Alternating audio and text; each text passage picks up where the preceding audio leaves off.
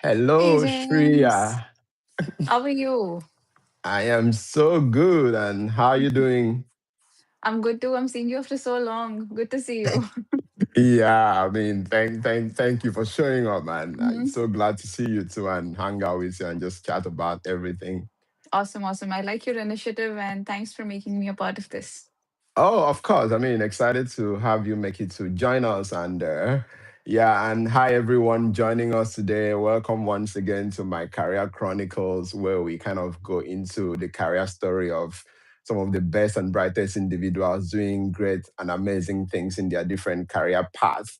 And like I always say, this is the podcast where we get people to talk about the part of their career that you cannot find on their LinkedIn profile. And for today, joining me is Shriya Kenkre from Eli Lilly and Company, a senior business integration associate. I don't know what that means. She's going to tell us. and yeah, so Shriya, I'm very excited to have you join us and Hmm. everyone joining us like we typically do. You can just tell us on the comment section your name and where you are joining from. I know people join from all across the world. And Hmm. Shriya, if you are ready, I am ready, and we can get going. Absolutely. I mean, yeah, right. I'm joining from Indianapolis right now in the United States, and yeah, I mean, you can start off with your questions. All right. I mean, we Hmm. have like a conventional question here that we typically love to start, and it's very, Hmm. very conventional. And that question is, I just want to know about, your growing up. Tell us about growing up. How was it for you? What schools did Hmm. you attend? Where were those schools? Just Okay. childhood memories. We love to share in those memories too. Nice. Yeah, sure. So I was born in Mumbai, India. And well, life was pretty nice. I mean, no complaints. I went to school there. And then at that time, after my, I think we call it 12th grade there. But after that, my dad was like, okay, what do you want to do? And at that time, I wasn't really sure. I knew that I liked science and I knew that I wanted to do something in that field. But yes, he was like, okay, then if you do not have any suggestions, I can suggest you can try engineering. And I think that was a good decision because I enjoyed it, and I chose mechanical engineering for my bachelor's. And then yes, that was a good phase. I was in Mumbai. I mean, I was in India at that time while I was studying from my engineering. And then after I graduated, for 2 years, I worked in India in L&T, which is like the biggest construction company in India. I was particularly working in the oil and gas field at that time, but as a mechanical engineer. So yes, it was interesting, but I felt like it was a very technical role. And I believe that I had a more diverse skill set where I could communicate. And there was a lot more that I could do, which was not being fully utilized in that job. It was a great job, but it was extremely technical, and it required me like a lot of technical focus on the mechanical aspects of things. So at that time I realized that okay, maybe I want to move to something more interdisciplinary. I want to kind of move from a more technical role to a more interdisciplinary role. So I started exploring options, what I could do. And I was at that time I also considered an MBA, also considered a master's. So I was confused, but I realized that I did enjoy my engineering, so I wanted to do something that was related to my engineering field, but at the same time had some aspects of business and communication and those kind of things. So I guess engineering management, and my master's in engineering management was like the obvious choice for me when I did my research and I found out about that course. So I did that from Northeastern University. And when I remember looking at the subjects when I was kind of applying to colleges, and I realized that okay, this really seems like a good course, something that I would enjoy, and which would actually utilize all of my skill sets. So yes, I applied for masters at Northeastern in Boston, and I got in there, and then I had an amazing 2 years there.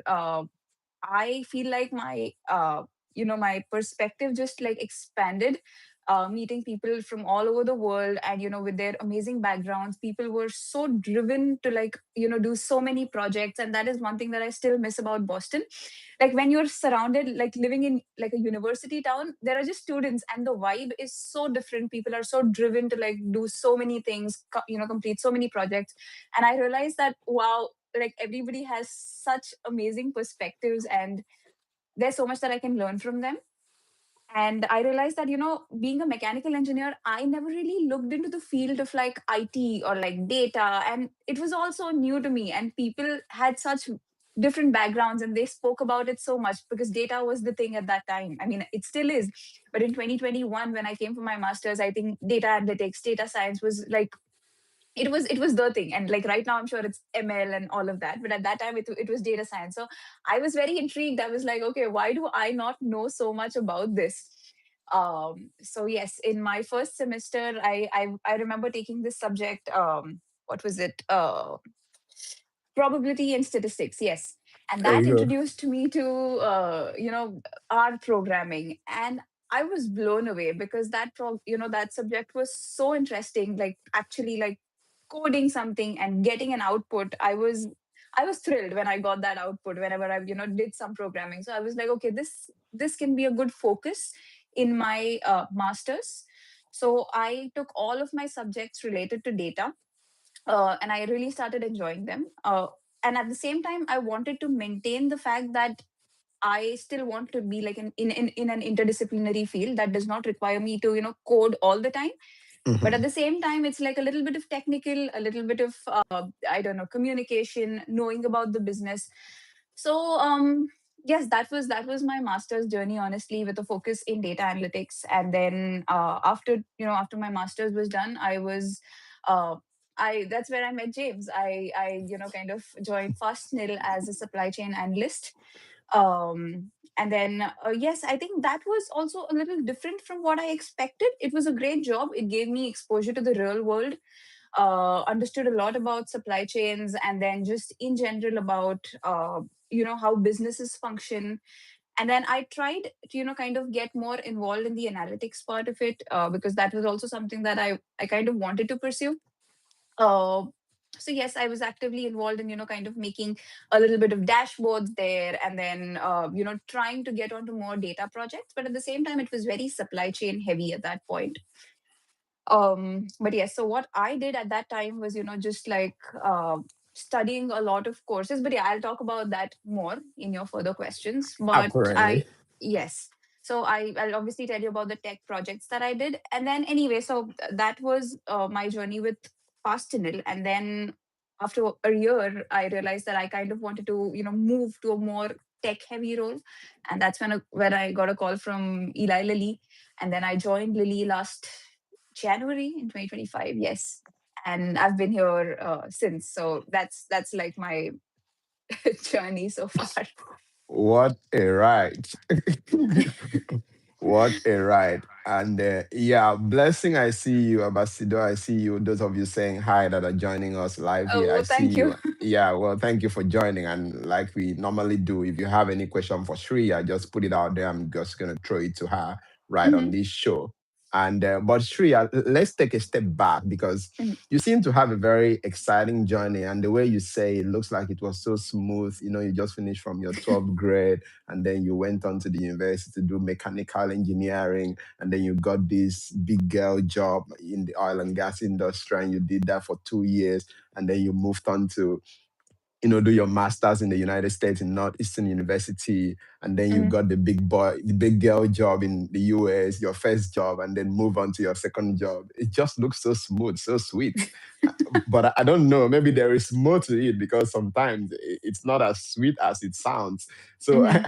I guess my question is what inspiration did you pick along the way in the course of this your career journey? Was it just one smooth ride where you just move from this to the next one to the other one and up to the other one, and just what were like some of the hurdles you had to kind of go through to be able to just scale from this step to the next step? Yeah.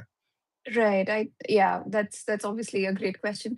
So, James, like you said, I mean, There were hurdles along the way. Obviously, maybe not as big as other people have, but I did face my own hurdles at that time.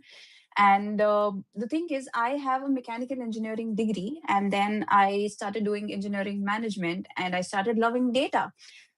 And then to get a job in tech was very difficult because people have computer science degrees, they come with their own work experience, and I did not have any of that. So moving from like supply chain to a tech role was definitely one of the biggest, I don't know, biggest hurdles I've faced. Or like even for my first job, I was looking for internships or like for jobs in the data field, but I ended up getting a job in supply as a supply chain analyst, which was great. I don't regret that. It taught me its own things. But at that time, my first job, I was a little disappointed because I did not kind of get a job in data analytics. And there were so many people, and I had to compete with people who had degrees in computer science, who had like so much work experience. So it kind of kept making me feel miserable, that what do I do about this? How can I show the interviewer that I am willing, like if you just give me one chance, I will do it all, like just give me a chance. But then people would just like look at my resume, my degree, my work ex, and be like, no, we're not interested at this time. We want someone with like more work experience or like a degree. Um so I accepted it as it is. At that time I was like, all right, I need a job for to begin with. So I accepted the role of a supply chain analyst at Northeast, sorry, at Fastnil at that time. And I was like, all right, here I'll do the best I can and like try to move into tech, just like do my bit. So yes, as a supply chain analyst, like I said, I would purposely try and take on projects that were a little related to data. I would try and talk a lot to the IT team there, like what is it that you work on, or like can is it something that I can do? Like I remember I that's so sad that I forgot his name at this point, but there was this one guy in Fastnil. He was a business analyst, and I remember like talking a lot to him, and he would tell me all he would show me like all of his SQL queries that he's written, and what he's doing for the company. And me, him, and there was another guy, we decided to like kind of make our own project and do something like just as a side thing, like. And that was so much fun. I had to leave it midway because I had to join Lily, but the three of us were working on a personal project where I that's the thing. I feel like I've forgotten so many things. It's just been a year. But the three of us were working on this project, which required us to like, collaboratively code, and just like check on each other every day, like what's our progress. And the goal was to like not just create a project, but to like, improve our own technical understanding. And we were, kind of open to like, I don't remember, James, if we invited you to that uh, chat. 100 on the 100 days of coding of No, Python. no, no, no, not that. That was Oh, my another personal one. project. But there Okay. was another one in Fastenal that apart from my work, we were also, the three of us were working on a personal project. And it was so much fun, just like, doing something along the side, working together, checking on each other's progress, Mm-hmm. and, trying to advance our technical skill set. So at that time, that was one thing. I just, you know, went out of the way, communicated with people from the IT team, trying to understand their role, trying to, work on projects with them. And then apart from that, that was the I came across this a course called 100 Days of Coding in Python. So that is one course on Udemy, which is one of the most fantastic courses I have ever come across for anyone who wants to, kind of learn coding, like just the basics of it. And the professor there, she is a doctor, and she's become a coder. So if a doctor can do it, why can't I? So I Mm-hmm. was so inspired by her. I was like, she's so fascinating. And she had these amazing projects. Like every day you do one project. And obviously, I I couldn't do, all of them every day. And I honestly, I just managed to finish like 50 days. I couldn't even finish the whole 100 days at that time. But it kind of gave me an entry into the world of coding. It, improved my skill set at that time. And I would, still want to finish that uh, course. I feel like I should still do it. Um, but yeah, so that these were some of the things that I did along the, sides apart from my job at that time to, show the market that, hey, even if I'm not from a tech background, I am someone who's willing to like learn and do things, and I'm definitely employable. uh, So yes, I think that was one of the things that I did. Apart from like after coming home from work, I would kind of make sure I would make sure like to put in an hour of studying and doing something towards what I want. So yes, but even after that, I faced countless rejections because those projects weren't enough to, they could not compensate the real life experience that people had. So I was always rejected for that. And yes, these were some of the, I would say, these were some of the hurdles that I faced along the way. I remember feeling extremely frustrated and telling my husband, then boyfriend at that time, that this is so frustrating. Why am I even doing this? Like, if people are going to reject me based on my degree, then I guess there's no point doing all of these projects, and there's absolutely no point. Why am I even doing all of this? But he's the one who would keep pushing me. He's like, see, if you like it, you should do it. You'll get a chance. And yeah, that's how things kind of went along. Okay, so what I'm hearing is that in spite of the fact that you've always desired to get a job in tech or to be on a more tech focused role, Mm-hmm. even though you wouldn't get that at the point, you needed to start with something. And Right. what I'm also hearing is that even when you start with that thing that is not exactly what you want, there are Mm-hmm. opportunities around that thing, or there are Correct. opportunities you can build around that thing in the periphery, maybe a partner Mm-hmm. team, maybe a Mm-hmm. colleague who is working on something. And then you can just Mm-hmm. leverage that relationship and then begin Mm-hmm. to build capabilities in terms of maybe building a personal project, Mm-hmm. maybe coming together as a group to also kind of challenge yourself. So that is what I'm Correct. hearing, and that is really exciting and fascinating to me. But let's talk about the transition. I mean, think about Mm-hmm. Shriya. You finish with a master's in engineering management, and you wanted to just get a role in tech, and you get a supply chain analyst role. I mean, that's a role, but it's not exactly what you want. And then Mm-hmm. you want something else, Mm. but there is a transition phase there that needed to go through. You needed to go Correct. through interviewing, and then you did all of that. Mm-hmm. So real quick, what was that transition phase for you like? I know, like, let's talk about maybe putting up your resume to show that you have some value. For Mm-hmm. instance, you don't have a computer science degree. How do Mm-hmm. you prove your value when you are coming from a place like that? It's what I want you to just talk Right. about briefly. So, yes, James, in the like, this part is also super important. Platforms like LinkedIn or like just, what do you say, networking, these have kind of, see, you do all the studying, okay? But how do you kind of put yourself, how do you tell people, like you said, how do you show your value to the world?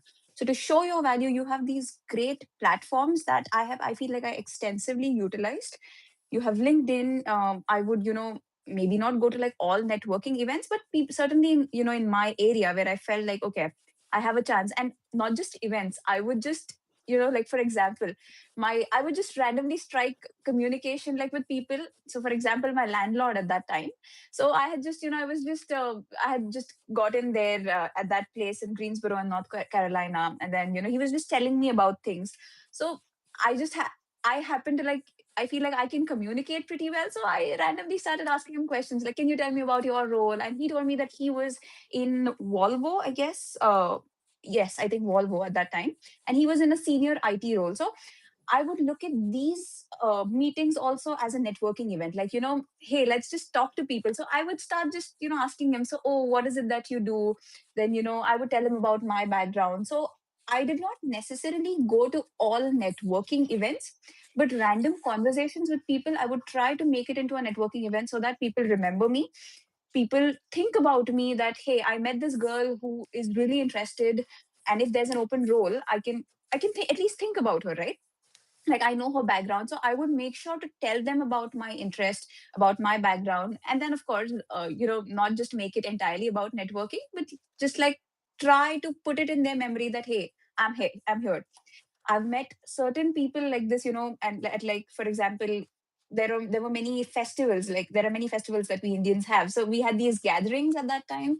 So whenever I would go meet random people, I would try to make it into a networking opportunity. I would just, ask them about their role and then tell them about mine and what my interests were, and then, what the projects that I was working on. Then, I would tell them that if there's any role that you think is, good for me, please let me know. I Please keep me in mind. I'm willing, and I'm, 100% available. So those kind of things. So that was one.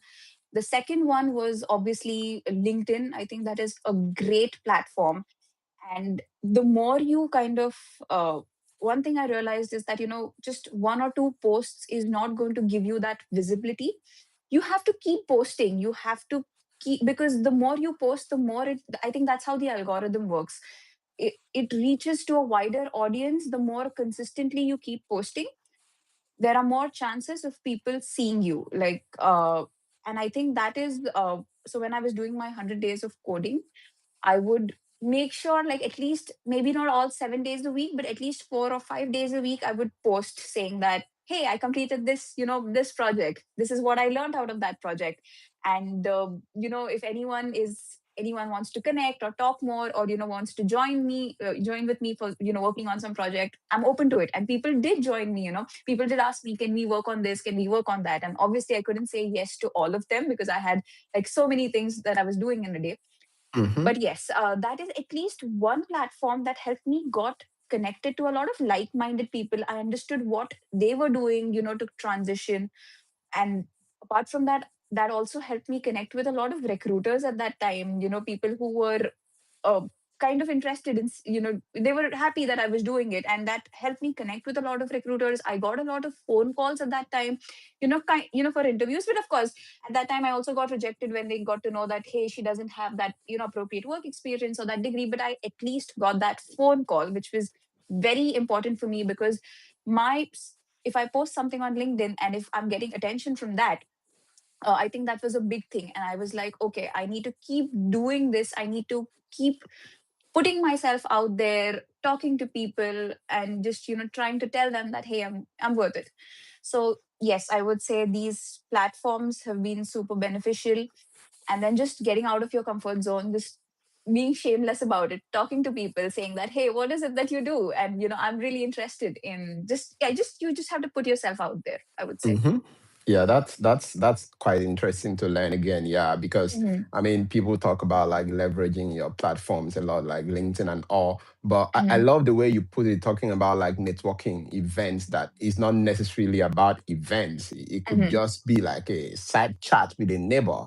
It could be you Correct. chatting with your landlord or with someone you just met on the street. It doesn't need to be like some big formal events. Yeah, because Correct. sometimes when we think about networking, we are just thinking about like some big formal event that we have to go to a Yes. certain venue. So, but Hmm. at the end of the day, that can be done anywhere. You don't just wait for all the big events. Just in case you cannot make it there, you Absolutely. can start with And I what's feel like right. I got like so many referrals from those random like conversations, That is Hmm. also like my landlord. He put in like countless referrals for me. And so Wow. yeah, that's the thing. So make sure to tell people that you're available, you're interested. And people, if they they can at least provide you with referrals, which is important, I guess. Well, to everyone listening to this right now, or whenever you listen to this, that's your sign to, be a good tenant and not just discuss only the rents and the lease with your landlord. You can also discuss your career with your landlord. I mean, you never True, know; true, they could have all true, the recommendation for you. I mean, that's a very interesting one because I mean, I feel like sometimes for people like that, we just want to do what we want to do with them and move on. But there could be so much value to kind of take out of that, landlord tenant relationship instead of true, just, that. Okay, let's true talk that. about a career in business integration. Hmm. That is not a very popular word. I mean, if you go on LinkedIn, you're going to see someone say, "Oh, I'm a software engineer. I'm a Hmm. product manager. I'm a product designer." All of those popular ones that most people talk about. So Hmm. when I hear business integration, what exactly is that? What does that mean? Like, what Sure. does it mean if you say you work as a business senior associate business integration? Yeah, what does that Yes. mean? So I will tell you, my role right now is very niche. It's very different at this time. um I still wouldn't call it my dream role. I'm still working towards getting my dream role, but I would definitely say it is a step towards my dream role. So anyway, so Lily, I got a call from Lily, I guess in 2024, saying that, we're looking for a senior analyst, digital plant analyst, and they wanted someone with experience in MES, which is manufacturing execution systems. And Mhm. I did not know much about it, but at that time I did a lot of research about what this is. And anyway, okay, wait, let me tell you about my job at this point. Okay. Business integration. So right now I'm working as I would say an IT support for quality control labs. So when you're making a medicine, there are two aspects to it. You have the manufacturing side who actually make the medicine, and then there is the quality control side who tests the medicine before it's out in the market. So Mhm. I'm acting as an IT support for this quality control labs to kind of make sure that they have the systems necessary for their what do you say, for whatever it is that they need to do. And there is IT for also the manufacturing side. So initially I was employed for the manufacturing side, but they later moved me on to LES, that is labs execution systems. Mm. So I would say my role is it is in the IT field, and it's very different. It's interesting because it involves me to communicate a lot with my business team. I do not know anything that they do, how they test the drug, what equipment they use like Mhm. all of these different, I feel like I've gone back to like chemistry days where they actually like do all of that. Yeah. And I am there to support them with whatever IT systems they need. So to kind of deep dive into it, my role has a technical part to it and like a business aspect of it. So in the technical part of it, now in the pharma industry, everything is very regulated. So when you are kind of getting a computer system on board, you cannot just deploy it and people just can't start using it.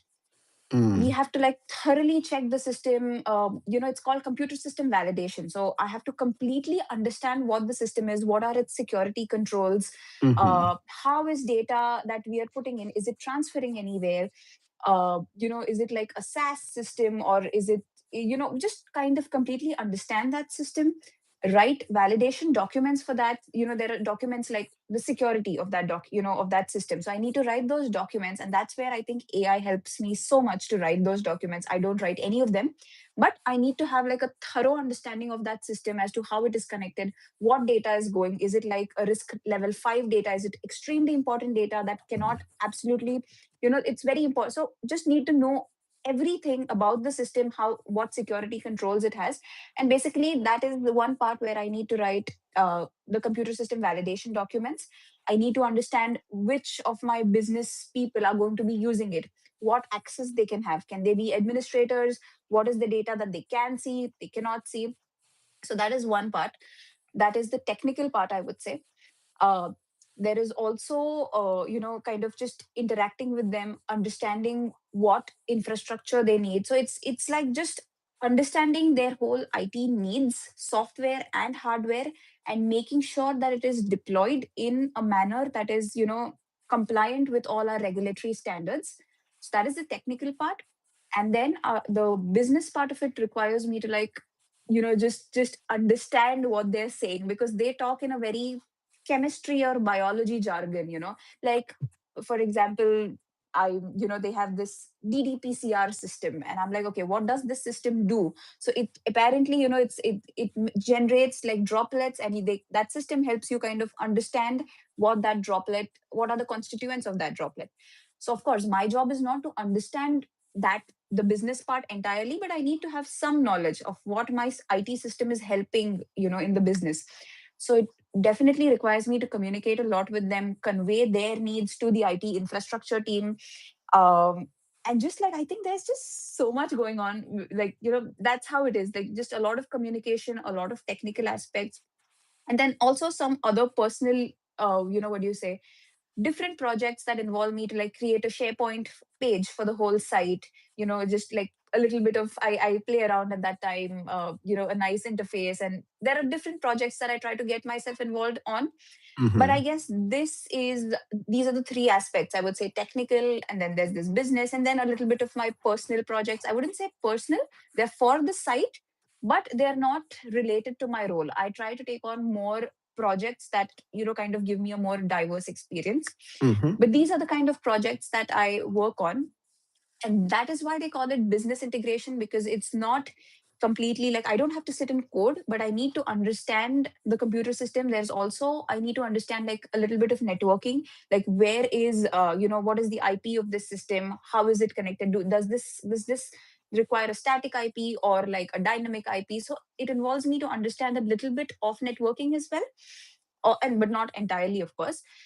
So it's a mix of technical plus like business plus like personal dashboard building. So I think it's a fun mix of a lot of aspects, and this is definitely a step closer to where I want to be. And I would say I really enjoy my job. So that's why I think they call it business integration, because it's not like entirely, you're not just like coding all the time, you're not behind the screen, but you're also Yeah. communicating with a lot of people. So Mm. that Business is business integration. integration. Okay. Yeah. Okay. I mean, I think I like the fact that because there is this interesting thing I learned about, some jobs, the job title can be out there, but then most times I'm always more interested in the day to day. What exactly is this person doing? Because I feel like companies can Mm, just assign any job title they like and to anyone. exactly. Sometimes it doesn't necessarily say what the person Correct. is doing. I want to go in to understand what the person is doing. And I like the Mhm, fact that you took time to kind of drill down on that and just provide more clarity there. But let's say I want to get into a role as a business integration associate in mhm, Eli Lilly, or think about any other place. What mhm, what are some of the capabilities you would recommend I begin to build? I know you mentioned a lot of things. You mentioned networking, mm, computer system integration. You mm, mentioned, mm, you mentioned a lot of things, and this looks like there are so many things. So, but maybe we can start mm. from the low hanging fruits. What do you think are like the capabilities you would just recommend for someone who is trying to build a career and try to get a role that is similar Mhm. to what you have in business integration? What are those capabilities? That's a good question, James. So, one thing I've realized that, uh, like, whatever it is that you study, it cannot directly translate to your job, right? Unless you're in research or you're doing PhD, you cannot apply 100% of what you learn in your job. On the job, you need to, they have their own legacy systems, they have their own thing going on.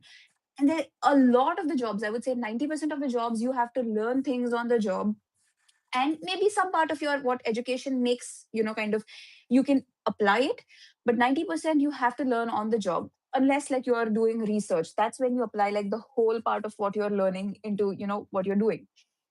So that is one part. So for like anyone who's aspiring for this, the first thing I would do is, whenever you get a call from a company, I would say connect with people from that company, understand what it is that they're doing, because interviewers want to know if you at least know about their systems. Because okay, if I'm an interviewer, and if there is someone who's telling me that okay, they've done these many projects, these many things, but I want to see if their experience matches with the legacy systems that I'm working on, or any something that I'm working on, it has to kind of connect.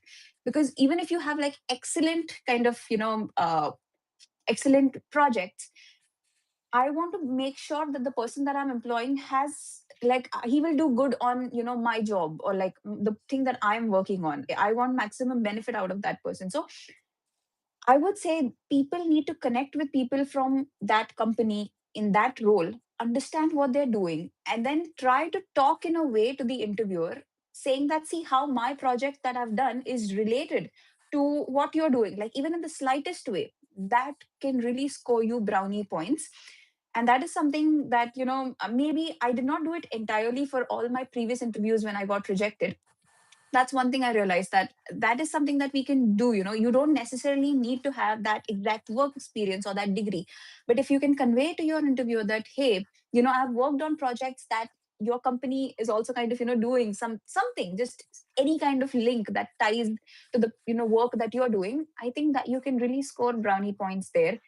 And that is applicable for any industry, maybe finance or banking or healthcare. You just have to understand your role, what is the interview going to ask you, and just like find that link, talk to people, and mention it a little bit in the interview that, hey, I worked on this healthcare IT project, and I understood that computer system validation is one thing. And you don't have to know entirely about it, but you can just mention these words, these buzzwords that the interviewer wants to hear, and you get those points. So That would be my suggestion. Even if you don't know 100% of what you're getting into, if you just know a little bit of it and you put in genuine efforts, trying to know what work goes around, what your role demands you to do, I think you have very high chances of getting into that role. And of course, once you get into that role, just be very driven, put your best out there and show it to them that yes, you're worth it. Just understand things, just be willing to learn. And that, yes, I guess that's my suggestion. Cool. I want to double click on, or I want you to double click on your points on interviewing. Yeah, you kind of Hmm. just jumped into that, and I want us to kind of, deep dive on that a bit more because Hmm.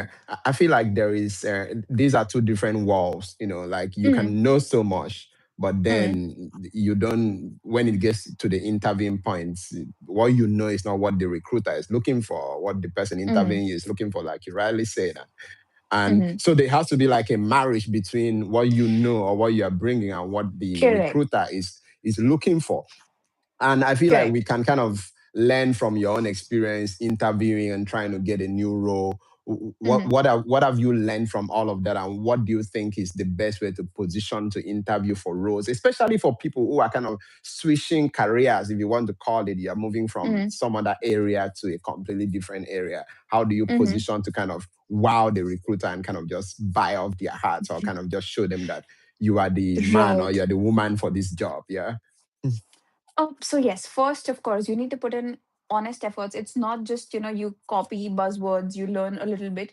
You need to, kind of do your studying, do your courses, do all of that networking, do all of that, just put in honest efforts and work on projects that you feel can, add value to your resume or something like that. And like if even if you're switching fields, you need to work towards that field. You just can't have an interest. You need to kind of read about it, do projects that are related to it, so when the time comes when you have to talk about it, you have those projects to talk about in your interview, even if you don't have that experience. So yes, that is definitely one thing. The second thing, like I said, when you get a call from an interviewer, in the field that you are interested in, of course try connecting with a lot of people in that particular company, understand what systems they're using, and because sometimes the projects that we work on are very different from the systems that they use, or like the work that they do. So Correct. like you said, there has to be some kind of link that connects your project to that particular work. And that's where the part where you work hard comes, like it helps you because you already have some idea, you worked on that project, you know something about it. Now you just have to link the two. Mm-hmm. So, and you have such amazing tools like Chat GPT who can help you link things like really well. At that time, I still did not, when I was interviewing for Lily, I still didn't use GPT very well. But right now, you can do that. So, as just try to find that link, talk to a lot of people, and when the time comes to interview, just be honest. You know, just show off, of course you need to kind of show off your skill set too. So talk to them, be tell the interviewer that okay, this is the project that I've worked on, this is what I've learned after talking to people in the company. And I think that is great. One of the other things that I did in my interview at that time was also slid in a little bit of my personal thing, saying that I would also love a job in Indiana because my husband stays there, and I There we would go. really, yeah, so I would do anything to move to Indiana. So basically, because people are not, I would say, willing to move here, right? People want jobs in New York or like Mm-hmm. uh, in the big cities, like anyone would. So at that time during my interview, I also, slid in a few personal things that right now we have to stay far. But I would do anything to, kind of get a job in Indiana. So yes, these were a few things that I would say that also helped me. My recruiter was like, "Oh, that's awesome. Yes, like that is good that you want to come here so badly." So she did not, I guess, find people who were really looking to come to India. So yeah, I guess these are a few mix of things that you can kind of talk in your interview, and yeah, that can help, I would say. Yeah, that is so true because I mean, I've had an interviewer or recruiter ask me about, what food do I what food do I love to cook, things like that. So Yeah, so it's like there you is can really also that connect on personal that. touch. Yeah, you can also use that to connect with the Exactly. recruiter, because these are also like human beings. They are not like some, some god somewhere. They are human beings, and Exactly. they also love the human connection. I agree. That's what they want, to be able to have an employee whom they can talk to at the end of the day. They just don't want like a working machine. They want to talk Hmm. to you. They want a good employee. They want a good, I would say that's all. They want a good employee who can mix up well, who can socialize well. So these aspects are also very important, even if we think that they are, probably not as important. They need to know that you are of, you have that side to it. You have a personal side to your story as well. It's not just technical networking. So Hmm. I guess these are important points, I would say. Now you have the job. There is Hmm. having the job, and then there is keeping the job or growing the job or building the Hmm. career. I mean, I don't even talk about job, I talk about career, which is a bit more encompassing. And I Hmm. think I feel like these are two different walls. Sometimes you may have the capability to get the job or get the offer, but then are you going to be able to build the career? That Hmm. can, people kind of get stalled there, because think about things like promotion. You had a very practical experience here. I mean, you just resumed at a job, and then I don't know how long that took, but you got moved to like a different team. There are Hmm. people who would literally crumble just by that change. Yeah, Yeah. I've also seen experiences where, like, I had a friend complain to me that in 6 months they got moved to three different teams. They were barely Hmm. trying to understand what is happening on this team when they Yeah. got moved to the other team, and all of that. Yeah. And then there is navigating promotion. You're trying to, get promoted to something else. And you two shared something very profound here, that even though this is not your dream thing, you have your eye on something else. There's a process to that something else. So, but Hmm. what I want you to talk about right now is how have you been building your career towards that Hmm. next level, that next role, that next team you'll be working in, that next promotion, that Hmm. next, recruiter call? What is that process Right. like for you, and how have you been going about it? I think we have a lot to learn from Hmm. you here. So first off, James, one thing that I'm proud of is that I work my ass off. There we There is go. literally no substitute to that. There is no substitute to that. Once you're on the job, once you try all of these tactics and get the job, once you're on it, you just give your 100%. There is no, even if it's not your dream role, you give your 100% to that job. You make sure that you're on the top. You make sure that, your manager notices you, that, oh, relies on you.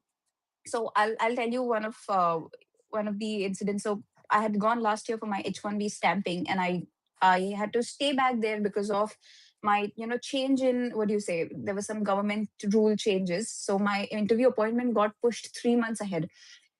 And I was like, okay, what do I do? How will my company support me? But the thing is, you have to make yourself irreplaceable. You have to make yourself so valuable that the company wants you back. So my company sent me a whole emergency appointment letter saying that we want this person back on the job. It's an on-site job, and we want her back. So I sent that letter to the US embassy. I got an earlier appointment. Instead of 3 months, I think I got it 1 month. I was still away for 1 month, but still I got that appointment, and I managed to come back here at the earliest. So that is one of the things of, doing, I mean, that is one of the perks of doing great work, that people want you on the job. Things are stuck without you. You have to have that mentality that I want to create a dependency. People should depend on me for things, and you should be willing, you should be driven to do as much work as, you should not slack off. These are the years to work, and just make sure that you do that.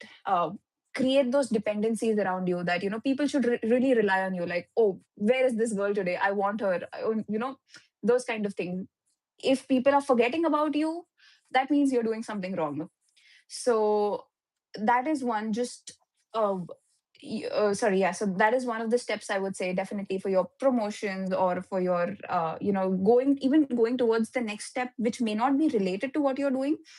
When you work good, your manager recommends you to the other team, because even now I have been talking to my manager saying that, okay, I've got great experience with labs IT. I want to move to MES now, the manufacturing side of it, because right now apparently there is a shortage of MES engineers, and MES can be applicable to not just healthcare, but any manufacturing company. So, for example, now Labs ID, LES is just applicable to pharma, but MES can be like, a car making company, or maybe Apple or Tesla, or like any company. MES is used worldwide, and it is, a more diverse field. So when I told my manager that, I feel like I've had great labs experience, but I want to move to MES now, I want to diversify my portfolio, he was like, I will recommend you. Absolutely. I mean, he's like, we value you. We want you for labs IT, definitely. But we're not going to stop you from like moving to another role. And like Lily, of course, workplace culture also matters a lot. Our Mm-hmm. company is, I've seen some companies where you're scared to kind of talk about career transitions. But in our company, I guess, culture does make a difference, because here they really encourage you after 2 years to kind of explore more roles, explore, switch roles within the company. They want to, kind of grow your talent. So I can talk very freely to my manager saying that, the next step, I would like to move more towards MES. And he's already seen my performance. So he's like, yes, I want you on my team, but maybe I can put you in MES. I want you to train a few people on this side, but I can definitely put you in there. Mm-hmm. So I guess that's one thing. Just build credibility, make, people should be like, oh, she does great work, and we don't want to let her go. We can move her to another team, but we don't want to let her go. Right. So of course, I wouldn't say I'm like 100% do. I can still be better, but you should always strive for that. I guess just do great work, and people will notice you. People will want you, and people will not want to let you go. That was So profound. Yeah. You started off by saying, give it your best, make sure you do your part well, 100%. There is mhm. no work hard, like extremely hard. I love that Yeah, because, I mean, sometimes it's the part people don't want to hear, but it has to be done. If you actually want it, you have to just put in the work. There is no substitute for that's right. that. Yeah. Correct. Shriya, AI is the talk of the town right now. I mean, it's been a talk of the town in a very long Yeah. while now. And people are saying there is a firing because of AI is replacing roles, is wiping off people's career. Hmm. Organizations are kind of doing a reorg. A lot is just happening. People are getting fired, and then it's all blamed on AI. But let's Hmm. bring it home to your career, maybe within the career or the periphery. How have you been interacting with AI, and what impact do you see it on your career in the next month or years? As because I also feel like AI is also improving every day. We are seeing a new side to it every other day that we didn't see before. But what are you Correct. seeing like in the next 5, 10 years? What impact do you see on that one? Hmm.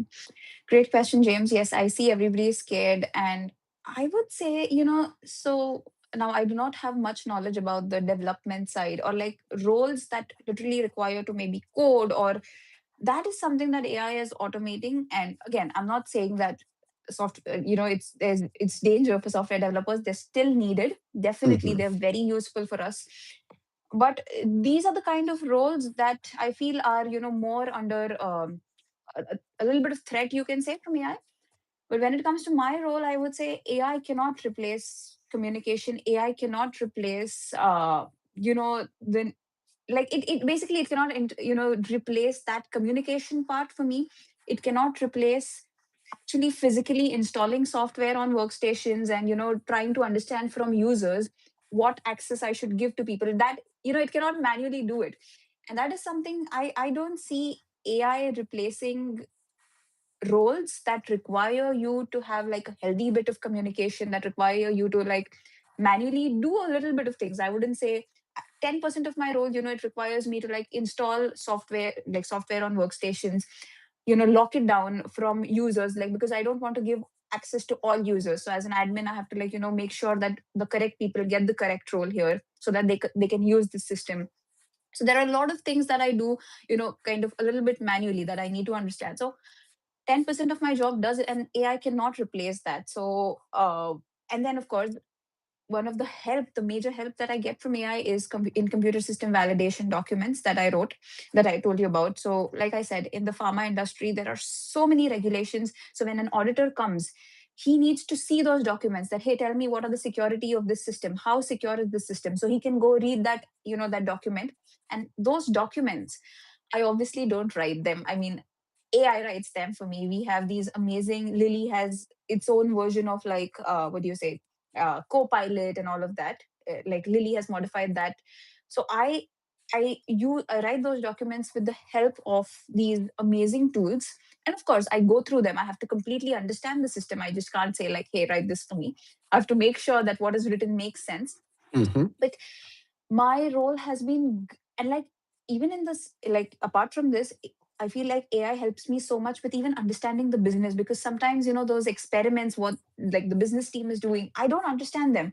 So I have to like ask them, okay, what is my IT system really helping this particular process, like how, what is my role coming in here, so that has helped me bridge the gap between IT and business a lot. Like AI, I would be so lost without like Copilot, because it really helps me understand, okay, what is the business doing, and like how my role is going to come in and how I can help my business team. Mm-hmm. So these are definitely the pros of AI on my job. And but yeah, for that you need to like, I would say, you need to really use it, exploit it. You have these amazing tools on your at you just use it so much, and learn what you can for the business. And that is one. And then of course the cons, I wouldn't say, like I said, there AI cannot replace the things that require you to communicate, that require you to kind of do a little bit of manual work to understand things. So I would say, people who are looking to kind of, for a role in this industry, or like any industry that requires like a healthy mix of business and technical, work, I think they're fine. It's- Okay, They're cool. definitely fine. Oh, all right, I'm going to take that. There is this question as we begin to wrap up. I love to ask before I round up, yeah, and that question is, what is a part of your career that is not public knowledge? Every. Okay. So the way I think about it is like I can go to your LinkedIn now and see all the nice things. He had his bachelor's in engineering in Singbag, Hmm. and then a master's in Northeastern. Went ahead to work in Hmm. Fastener and went ahead works with Eli Lilly. Those are all very nice, but I feel like there is behind the scene that is not public knowledge about your career. What do you Definitely. think? What do you want to share about your career that is not public knowledge? No, definitely. I mean, there are certain aspects of my job where I've really felt like, oh my God, maybe this, I can't do this. This is so tough. Like, for example, um, I remember sitting in this room with a colleague, and I just burst into tears. I'm like, how do I figure out this networking part? I was not employed for networking. Why are they putting me in networking? And like, this whole IP address, and like, this is not my, I don't know how to do this. And she's like, yeah, this room has seen a lot of tears. Even I've come and cried here. So I was like, okay. No, she listened to me. She was very sweet. But that's what I realized, James. Like you said, the title sometimes does not justify the entirety of your role, but you have to be willing, even if you don't like it, even if you don't, it's not that something that you want to do. You just have to tell yourself that, okay, this is something that I have to do now, even if I don't like it. So and then you, for some reason, once you know it, you end up liking it. It's never like, I hate something. I mean, for example, this whole networking part, I was like, this is, I had never studied about anything. All I had done was a little bit of coding. I never knew anything about like, the whole cloud computing or networking part of cloud architecture. But this is something that my job did demand me to learn. And initially I was really like a little scared. I was like, okay, I don't know anything. I've cried a bit, but I think it all comes down to like pushing yourself and telling that, hey, this is something that my job requires me to do. I'm going to do it, and I'm going to be the best at it no matter what. So just understand, you don't have to know the whole thing, but even if you know what is actually required at that point, you're good. So along my job, something that my LinkedIn profile does not show is that certain aspects of your job are not always related to your title. You have to go do things that are, not defined. You have to do that in order to kind of, in order to gain gain the team's appreciation, or gain the team's, that's what saying that, that she will do anything. Like that's what one of my, in my year round feedback, my manager told me that, I know you don't have complete knowledge of like this whatever I give you with, but I know that you're going to get it done. I just know it. I trust you to complete it, whatever it is. And I think that was one of the biggest compliments for me, coming from my manager, saying that I know you're going to get it done. So I'm not scared that way. So that's a great compliment, I would say. And you can just keep learning. So yes, I guess that is one thing that, and I guess this is applicable for everybody, that things that you don't see on LinkedIn are these kind of things where you are expected to do something that is not in your domain or not within your resume, and you just have to do it. So just do it. Don't be scared, because you have these amazing tools at your disposal. Use them, learn about things, and just do it and ask for help. That's all. You couldn't have said it any better. Yeah, that's the behind the scenes that don't make it to LinkedIn. I mean, sometimes it's tears, True. sometimes it's sweat, and That's some other true. times it could be blood. So, but That's thank you true. for sharing that. And Shriya, as we round up, I don't know what you wanted to talk to us about. That maybe I did not just ask a question I didn't ask. Just wanted to kind of just send some words out there to anyone that will be listening to this. That's your opportunity to do that. I'm just going to leave that for you. For the other people, right, who have any Yeah, for questions? everyone that will Yes. be watching this and all. Yeah. Mm, I have all. I mean, I've shared a lot, but yeah, I'm open to questions if anyone Yeah, has I mean, them. I'm not sure we had any question. I mean, typically people would just leave their question on here if they would want to. Yeah, but we didn't have Okay. anyone so far. So, but I'm just gonna ask you this last one. So, what is your last word? You want to just put it out there for anyone trying to get up their career, build their career, and kind of grow their career? What are the things you want them to just pay attention to?